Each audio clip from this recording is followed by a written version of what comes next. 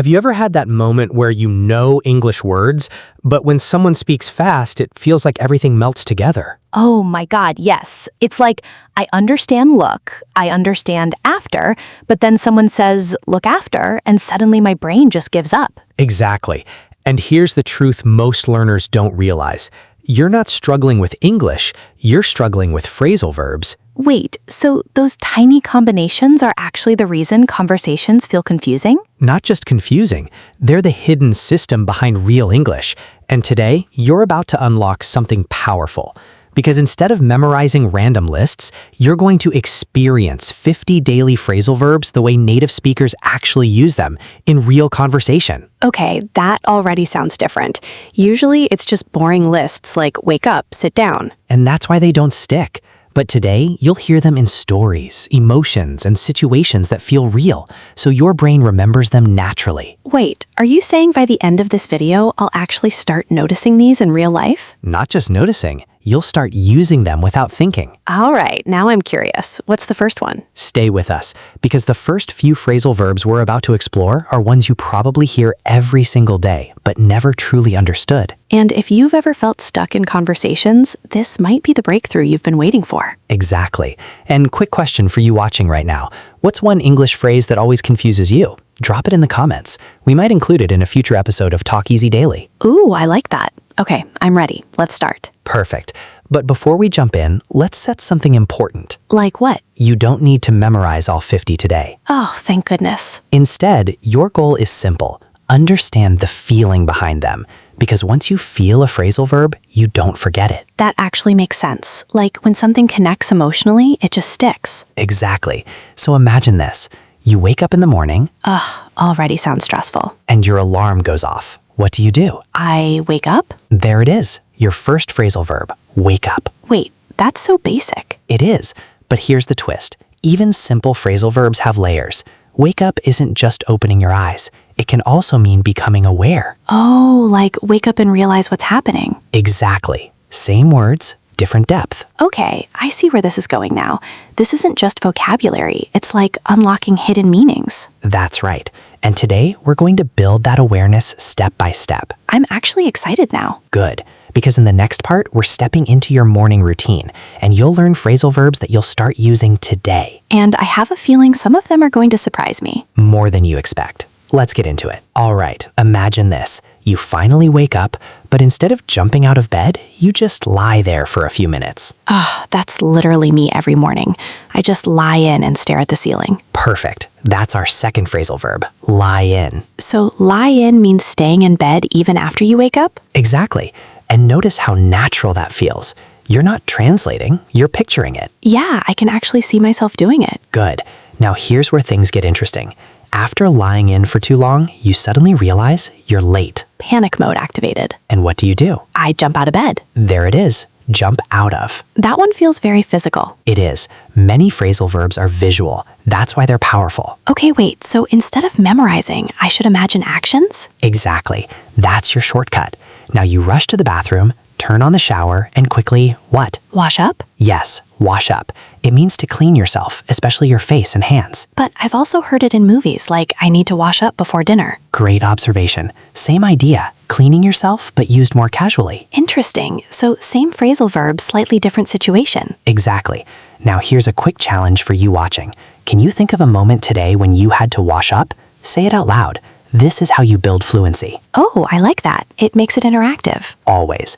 Now, after you wash up, you need to decide what to wear. And I always take forever to pick out clothes. Perfect. Pick out. That means choosing something, right? Yes, and it's used everywhere. You pick out clothes, food, even people sometimes. Wait, people? Like the teacher picked out the best student. Oh, okay, that makes sense. Now, imagine you finally pick out your outfit, but something doesn't feel right. Story of my life. So you decide to try on something else. Ah, yes, try on. That one I know. Good. But here's something many learners miss.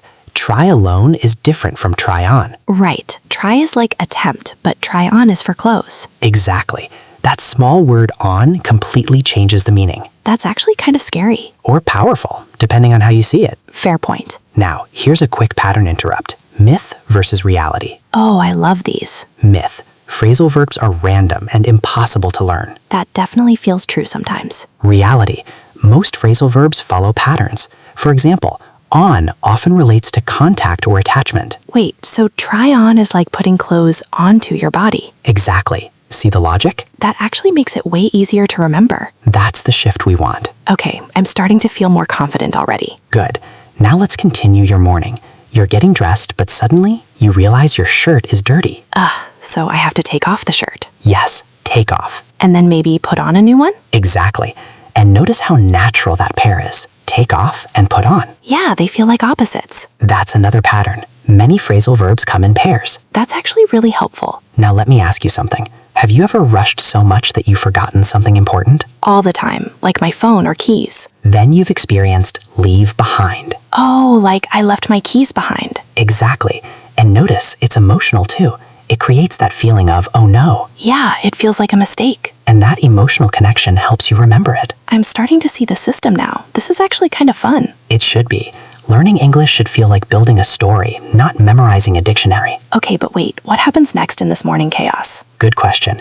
You finally get ready, grab your bag, and rush out the door. Already sounds stressful. And as you're leaving, your friend calls you. Of course, worst timing. And they say, hey, can you come over later? Oh, I use that one. It means visit someone, right? Exactly. Come over. That feels very natural. Because it's used in real life constantly. Okay, quick question for the viewer.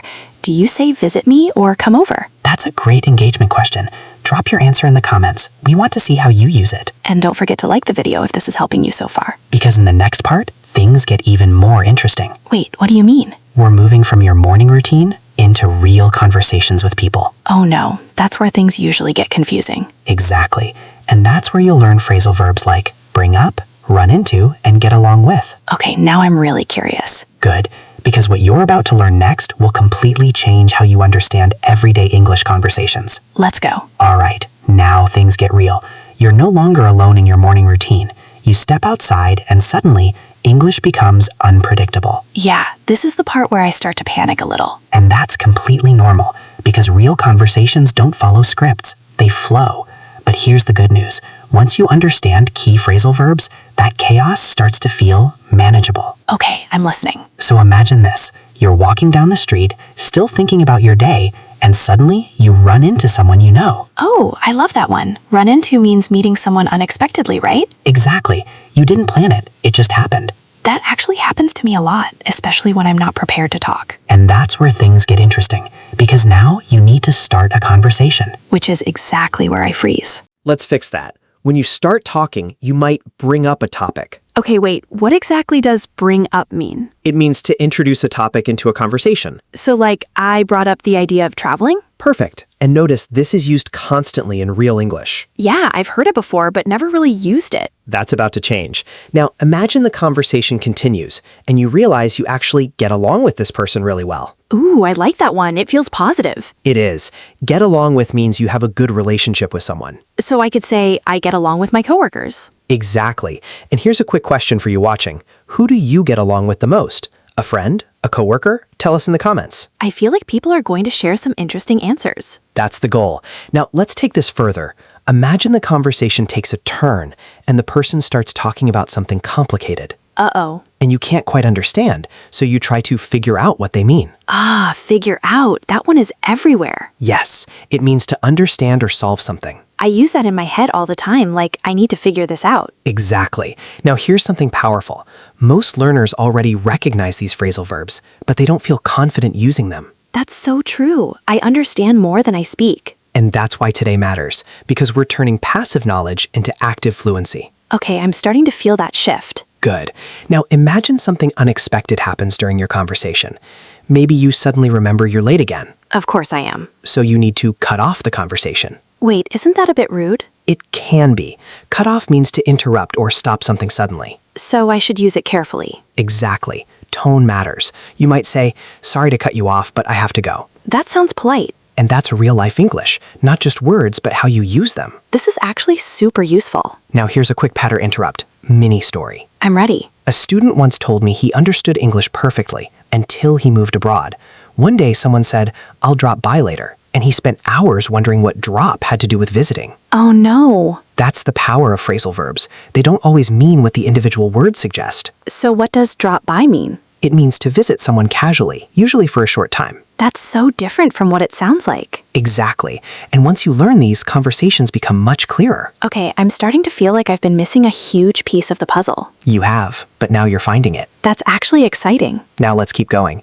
Imagine later that day you meet someone new and you want to make a good impression. Pressure. So you try to show off your English skills. Oh no, that sounds dangerous. It can be. Show off means trying to impress people, sometimes too much. Yeah, that doesn't always go well. Exactly. Sometimes it's better to just be natural. That's a good reminder. Now here's a question for you watching. Have you ever tried to show off your English and felt awkward? Be honest. I feel like everyone has at some point. And that's okay. It's part of the process. So what should we do instead? Focus on clarity, not perfection. I like that. Now imagine the conversation goes really well and you decide to hang out with this person later. Yes, I use that one all the time. Good. Hang out means spending time together casually. It feels very relaxed. Exactly.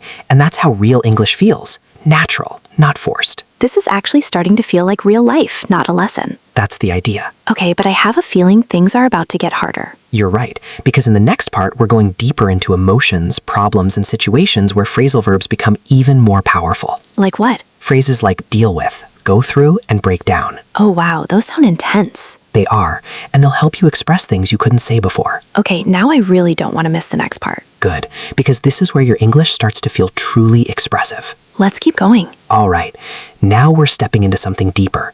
Not just daily actions, but real emotions, real problems, real life. Okay, I feel like this is where English starts to feel heavy. Exactly, because this is where phrasal verbs become powerful. They don't just describe actions, they describe experiences. That already sounds intense. Let's start with a very common one. Imagine you're having a really stressful day. Too many tasks, too many problems, and you don't know what to do. That's basically every Monday. And someone tells you you need to deal with it. That sounds a bit harsh. It can be, but deal with simply means to handle or manage a situation. So it's like facing a problem instead of avoiding it? Exactly. And here's a question for you watching. What's something in your life right now that you need to deal with? That's actually a powerful question. Because language becomes meaningful when it connects to your reality. Okay, I'm already thinking of something. Good. Now let's go deeper. Imagine you've been facing a really difficult time. Maybe stress, maybe personal challenges, and you say, I'm going through a lot right now. Oh wow, that feels emotional. It is.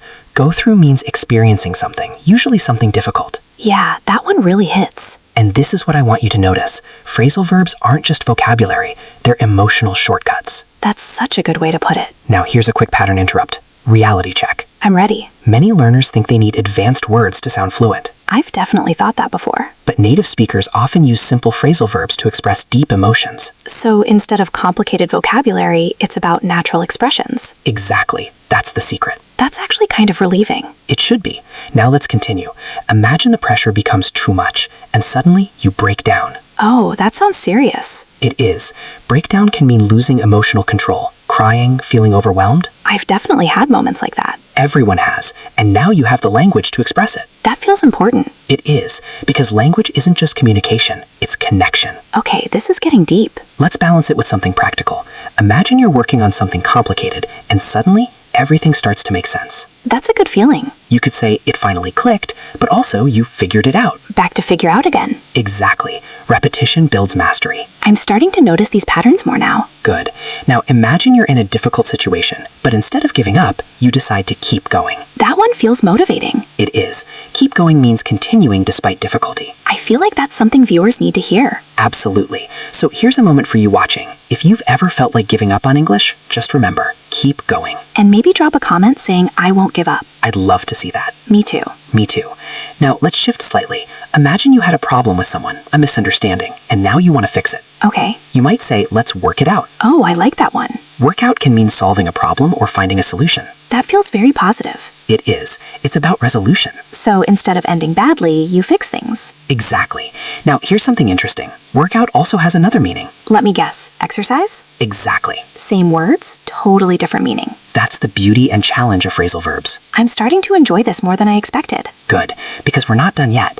Imagine you're feeling overwhelmed and someone gives you advice. They say, just calm down. Ah, classic. Calm calm down means to relax or become less emotional. Although sometimes when people say that, it has the opposite effect. Very true. That's actually funny. And that's another layer. Context matters. Okay, quick question for viewers. Does calm down help you or annoy you?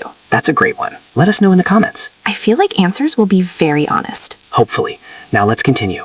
Imagine after a difficult time, things start to improve. Finally. You could say, things are starting to look up. Oh, I love that phrase. It means things are getting better. That feels hopeful. And hope is important in language learning too. Definitely. Now imagine you made a mistake, maybe something small, maybe something big, Happens all the time. and you say, I really messed up. Oh yeah, that one feels very real. Mess up means to make a mistake or do something badly. I think every learner has said that at some point. And that's okay. Mistakes are part of growth. This is starting to feel very human, not just educational. That's the goal. So what's next? Now we're moving into even more real-life situations. Work, relationships, and daily challenges where phrasal verbs are everywhere. Like what? Phrases like take on, turn down, and give up. Oh wow, those sound important. They are, and they might completely change how you express yourself. Okay, I'm ready for the next part. Good, because this is where your English starts to feel truly natural. Let's go.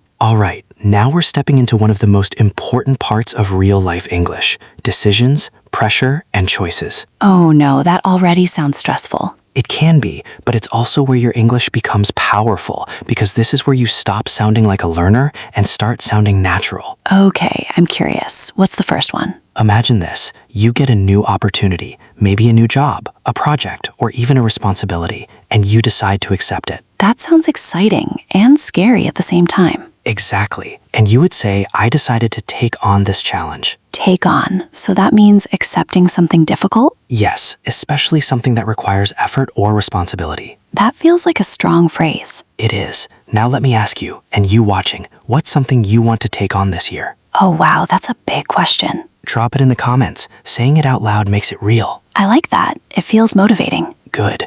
Now let's flip the situation. Imagine someone offers you something, but you don't want it. Happens all the time. So you turn it down. Ah, yes. Turn down means reject, right? Exactly. You refuse politely. So I could say, I turned down the offer. Perfect. And notice the tone. It's not aggressive, it's controlled. That's important. Very. Now here's a quick pattern interrupt. Mini truth. Let's hear it. Fluent speakers don't always know more words. They just know how to choose the right ones. That actually makes so much sense. And phrasal verbs help you do exactly that. Okay, I'm starting to feel more confident using these. Good. Now imagine something harder. You start learning something new, maybe English, but after a while it gets difficult. Very relatable. And you feel like stopping. Yeah, that feeling comes and goes. That's when many people give up. That one hurts a little. It does. Give up means to stop trying. But we don't want that. Exactly. So here's a moment for you watching. If you've ever thought about giving up on English, don't. Yeah, seriously. You've already come this far. And instead of giving up, you can keep going. We learned that earlier. Exactly. See how these connect? Yeah, it's like building a system in my brain. That's the goal. Okay, what's next?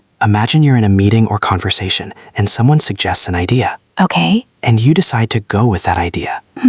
Go with means agree? Yes, choose or accept something. That feels very natural. It is. Native speakers use it constantly. I've heard it before, but never really noticed it. And now you will. Definitely. Now imagine something doesn't go as planned. Things start going wrong. That sounds familiar. You might say everything is falling apart. Oh wow, that feels dramatic. It is. Fall apart means things are failing or breaking down. Emotionally or physically? Both. That's powerful. And very common. Okay, I'm noticing something. What's that? These phrasal verbs aren't just language. They're how people express real feelings. Exactly. That's the shift. I like that a lot. Now let's continue. Imagine you're working on something and suddenly you need to stop. Okay. You might say, let's call it off. Oh, like cancel something. Exactly. Call off means cancel. So they called off the meeting. Perfect. That's super useful. It is. Now imagine instead of stopping, you decide to delay something. Like procrastinating? Exactly. You put it off. Ah, put off. I've heard that one so many times. It means to postpone. So I'll put it off until tomorrow. Exactly. That's dangerously relatable. For many people. Okay, quick question for viewers. What's something you've been putting off? That's a good one. Be honest in the comments. I feel like people are going to confess everything. Hopefully. Now let's move forward. Imagine you're in a tough situation, but instead of quitting, you decide to push through. Oh, I like that one. It means to continue despite difficulty. That feels very strong. It is, and it's exactly what language learners need. Yeah, learning English definitely requires that. Absolutely. Now imagine after all that effort, you finally succeed. Best feeling ever. And you can say it all paid off. Oh, yes, that one feels so satisfying. Payoff means your effort leads to success. I love that. And that's the journey you're on right now. That's actually really motivating. Good, because we're not done yet. Of course not. We still have more, right? Yes, and the next part is where everything comes together. Real stories, real situations, and how all these phrasal verbs connect in everyday life. Oh, I like that. That sounds like where it all becomes natural. Exactly. You won't just understand them, you'll feel them. Okay, now I really want to continue. Good, because the next part might be the most important one yet. Let's go. All right, now this is where everything comes alive. Not isolated phrases, not random examples, but real-life stories where these phrasal verbs actually connect. Finally, this is what I've been waiting for. Good, because I want you to imagine this like a movie, not just listening, visualizing. Ready? Ready. So, imagine this. You've had a long week. Stress, responsibilities, maybe even a few moments where things almost fell apart. Yeah, I can already relate. And on Friday evening, your friend texts you, "Hey, do you want to hang out tonight?" That already feels like a relief. Exactly. And even though you're tired, you decide to go with it. Because sometimes you just need a break. Right. So you get ready, put on something comfortable, and head out. Hopefully without forgetting anything this time. Hopefully. And when you arrive, you run into a few familiar faces. That always makes things easier. It does. And as you start talking, someone brings up an interesting topic. Maybe travel, maybe life goals. And suddenly the conversation gets deep. Exactly. And you realize you actually get along with these people really well. That's such a good feeling when conversations just flow. And here's the interesting part. You're not thinking about English anymore. Wait, that's true. You're just communicating. That's the goal, right? Exactly. Now let's pause for a second. Quick question for you watching. Yes, this is a good moment. Have you ever had a conversation in English where you forgot you were even speaking English? If yes, that's a huge win. And if not, don't worry, you're getting closer. Okay, continue the story. All right, so the night goes on and someone suggests a new idea. Maybe a trip, maybe a project. Sounds exciting. And you decide to take on the idea together. That feels like the beginning of something. Exactly. But then reality kicks in. Of course it does. Challenges come up. Plans don't go perfectly. At one point, it feels like everything might fall apart. That escalated quickly. It happens, and in that moment, you have a choice. Let me guess. Give up? Or push through. I like where this is going. So instead of quitting, you decide to work it out. Solve the problem together. Exactly. And that process, those challenges, help you grow. That actually feels very real. Because it is. Now imagine after all that effort, things finally start to look up. That's such a satisfying moment. And you realize everything you went through, it paid off. Wow, that actually gave me chills. Good, because this is the emotional power of phrasal verbs. Yeah, they're not just words anymore. They're experiences. Okay, I have a question. Go ahead. What if someone still feels like this is a lot? Then here's the truth. You're not supposed to master everything at once. That's reassuring. You're supposed to notice, feel, and use a few at a time. So it's about progress, not perfection. Exactly. I think that's something viewers really need to hear. Absolutely. And here's something powerful. Every time you understand even one phrasal verb in a real conversation, your confidence grows. That's true. It's like small wins building up. Exactly. Now let's add another layer to the story. There's more? Always. Imagine later that night, you go home, sit down, and start thinking about your journey. You reflect on everything, your struggles, your progress, your mistakes, including all the times I messed up. Exactly. But instead of feeling bad, you realize something. What? Every mistake helped you figure things out. That's actually really encouraging. Because mistakes aren't failures, they're feedback. I like that. Now here's a moment for you watching. What's one mistake in English that actually helped you learn something? That's such a good question. Share it in the comments. Your story might help someone else. And don't forget to like and subscribe if you're learning something new here on Talk Easy Daily. Because we're not done yet. Wait, there's still more? Yes, the next part is where we go even deeper, understanding how native speakers think when they use phrasal verbs. Oh wow, that sounds advanced. It is, but I'll break it down in a way that makes it simple. Okay, now I'm really curious. Good, because this next part might completely change how you learn English forever. Let's keep going. All right, this is where things shift from understanding to mastery. Okay, I'm ready, but also a little nervous. That's a good sign, because what you're about to learn now is something most English learners never discover. Now you've got my full attention. Good. Let me ask you something, and I want you watching to think about this too. When you hear a phrasal verb, do you try to translate it word by word? Honestly, yes, that's exactly what I do. And that's the problem. Oh, Because phrasal verbs are not built to be translated. They're built to be felt. that sounds deep, but what does it actually mean? It means instead of focusing on the words, you focus on the direction or energy of the phrase. Direction? Yes. For example, think about the word up. Okay. In many phrasal verbs, up carries a feeling of completion, increase, or intensity. Wait, like what? Let's take eat up. That sounds like eating everything? Exactly. Not just eating, but finishing completely. Oh, Or use up. that means finish something completely too. Yes. See the pattern? That's actually kind of mind-blowing. Now let's look at down. Okay. Down often carries a feeling of reduction, stopping, or lowering. So like calm down? Exactly. Reducing emotion. Or slow down? Perfect. Reducing speed. Wait, so these little words actually have consistent meanings? Not always 100%, but often enough to guide your intuition. That makes phrasal verbs feel less random. That's the breakthrough. Okay, what about on? Good question. On often relates to continuation or connection. Like keep on? Yes, continue. Or try on? Like putting clothes onto your body? Exactly. You're seeing the logic now. This is actually changing how I see everything. Good, because now we go even deeper. There's more? Always. Let's talk about how native speakers choose phrasal verbs. Okay, Native speakers don't think, I will now use a phrasal verb. obviously. They think in situations. What do you mean? For example, imagine something unexpected happens. Okay, Your brain doesn't search for vocabulary, it reacts with a feeling, surprise. yeah, And naturally, you might say, I ran into him. because that matches the situation. Exactly. It's not translation, it's instinct. So the goal is to build that instinct, Yes, and you do that through exposure and repetition in context. not memorization. Exactly. That actually takes a lot of pressure off. It should.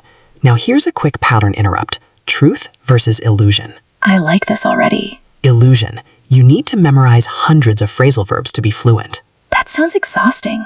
Truth. You need to deeply understand a few, and your brain will start recognizing patterns. That feels much more achievable, because it is. Okay, but what about speaking? That's still the hardest part. Let's fix that. Here's a simple technique. I'm listening. Instead of trying to speak perfectly, focus on phrases you already know. Like the ones we learned today? Exactly. For example, instead of saying, I experienced a difficult situation, you can say, I went through something difficult. perfect. That sounds natural. Yeah, it actually feels easier to say. That's the power of phrasal verbs. They simplify communication. I never thought about it that way. Now let's make this practical. Imagine tomorrow someone asks you, how are you? Okay. Instead of a simple, I'm fine, you could say, I'm going through a busy week, but things are starting to look up. That's fluent. That's real. And that uses multiple phrasal verbs naturally. Exactly. That actually feels like a big upgrade. It is, and you can start doing this today. Okay, I have a challenge for the viewers. Let's hear it.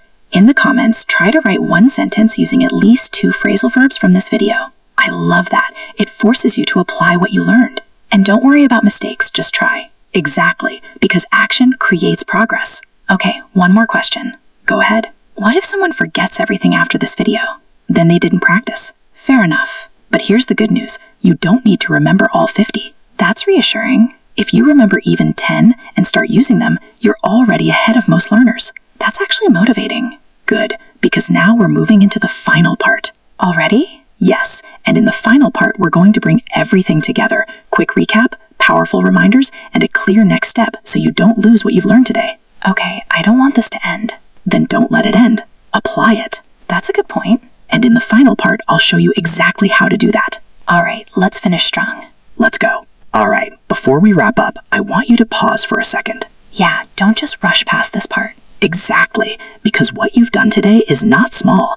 You didn't just learn random vocabulary, you stepped into real English. And honestly, it feels different, like I can actually use these. That's the key. So let's quickly bring everything together in a way your brain will remember. Okay, let's recap. You started your day. You woke up, maybe lay in bed a little too long. Definitely guilty of that. Then you jumped out of bed, washed up, and picked out your clothes. And probably had to try on a few things before deciding. Exactly. Then you put on your outfit, maybe took off something that didn't feel right, and hopefully didn't leave anything behind. That already sounds like a real morning. Then you stepped outside and ran into someone unexpectedly, and had to bring up a topic to start a conversation. And if things went well, you got along with them. But if things got confusing, you had to figure out what they meant. Exactly. And if you were in a hurry, you might have had to cut off the conversation. Politely, hopefully. Always. Then maybe you decided to hang out later, or someone asked you to come over. That's where things get social. Right. And then we went deeper. You learned how to deal with problems. And how to express when you're going through something difficult. And even moments when you might break down emotionally. But also how to keep going. Exactly. And when challenges come up, you can work things out. And hopefully things start to look up. Even if you mess up sometimes. Which is completely normal. Then we talked about decisions. You might take on a challenge. Or turn down something that's not right for you. And no matter what, don't give up. Seriously, don't. Instead, push through. Because eventually, it all pays off. And that right there, that journey, that story, that's real English. Exactly. Wow, when you put it all together like that, it actually feels simple. That's because it is, when you learn it the right way. Not memorizing, but experiencing. Exactly.